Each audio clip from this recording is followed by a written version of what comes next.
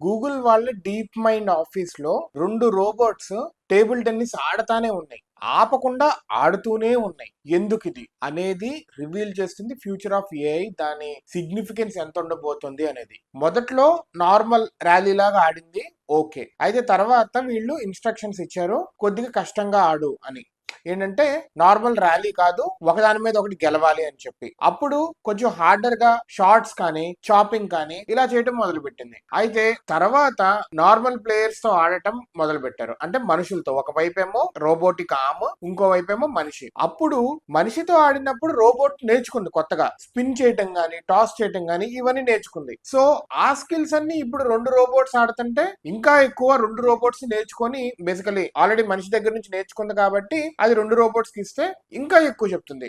Like left most short కొట్టు, ఇప్పుడు చిన్నగా కొట్టు, ఎక్కువ దూరం కొట్టకు, నౌ స్లో ద బాల్, ఇవన్నీ అనమాట. లైక్ మనిషి ఒక కోచ్ నార్మల్ గా ఇప్పుడు మనం ఆడుతున్నారు అంటే మన కోచ్ ఎలా అయితే చెప్తాడో దానికి ఇన్స్ట్రక్షన్స్ అలా నేచురల్ లాంగ్వేజ్ లో వస్తున్నాయి అనమాట. సో